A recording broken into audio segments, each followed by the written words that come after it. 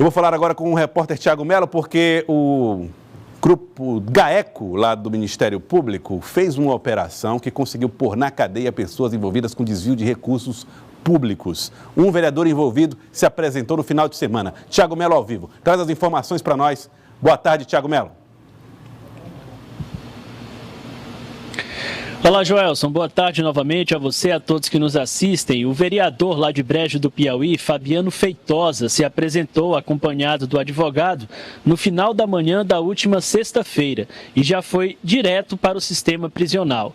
Vale ressaltar, ele é um dos investigados, mas não na condição, digamos assim, de vereador. Ele, na verdade, é empresário, possui uma empresa com quem a prefeitura firmou o contrato, recebeu dinheiro irregularmente e, por isso, é um dos alvos. Eu passo a conversar a partir de agora com o promotor Rômulo Cordão.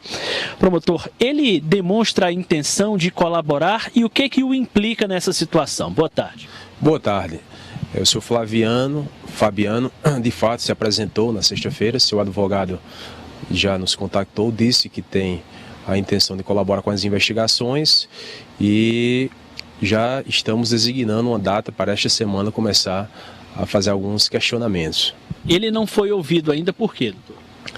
Ele não foi ouvido porque nós estamos, primeiramente, fazendo análise do material que foi apreendido na operação e, a partir desses novos dados, outros questionamentos que são pertinentes devem ser feitos a partir desse material. Ele é o único que teve a prisão preventiva decretada. Significa dizer que há mais provas contra ele do que contra os outros?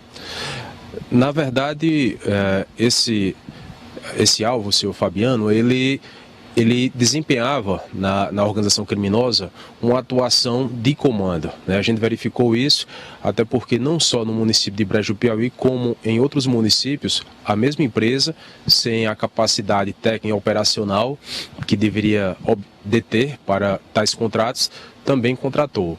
Então, a gente verifica que essa pessoa em si tem um certo destaque na engrenagem criminosa. Desta maneira, a sua prisão preventiva foi necessária a fim de resguardar a própria investigação, né, e assegurar a ordem pública. Significa dizer, então, doutor, que essa investigação pode chegar a outros municípios com os quais essa empresa mantém contrato?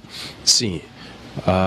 Como disse, os documentos apreendidos estão sendo analisados, mas partindo do pressuposto da falta de capacidade técnica e operacional e de contratos dessa mesma empresa em outro município, há indícios, né, que devem ser melhor avaliados e analisados de que também fraudes eram praticadas em outros municípios. Nós tivemos a informação de uma possível soltura dos demais envolvidos, que vem a ser a ex-prefeita Aparecida Pereira da Cruz, o irmão dela, Emídio Pereira da Cruz, e os empresários Valdirene Pinheiro, Carlos Alberto Figueiredo e Ad Carlington Barreto. Eles de fato já estão em liberdade. Como é que o Ministério Público recebe essa notícia da soltura? Pode incorrer em algum prejuízo à investigação? Não. Os demais presos, a prisão foi uma prisão temporária, ou seja, com prazo já determinado de 5 dias.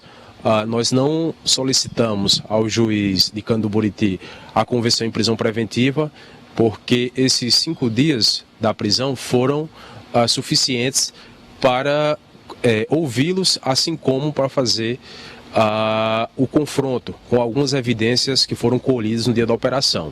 Então, em relação a essas pessoas, outras medidas substitutivas à prisão foram aplicadas, né, mas não houve a necessidade da prisão preventiva delas. O que de mais importante o Ministério Público já pode citar que conseguiu apreender na construção de provas contra essa suposta organização criminosa?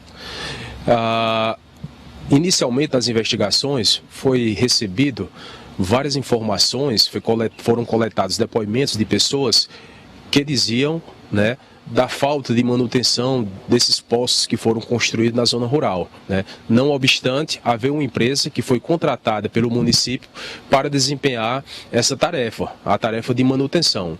E esses populares relataram que, na verdade, as próprias pessoas da comunidade era que realizavam de alguma maneira, né, de forma até um tanto quanto sem estrutura, a manutenção desses poços.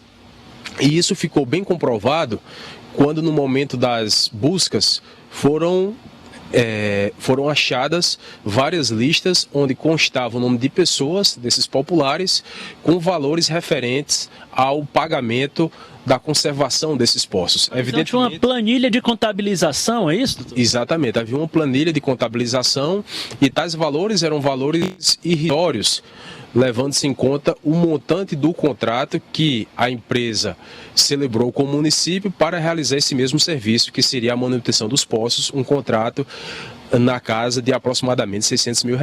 Prazo para a conclusão da investigação?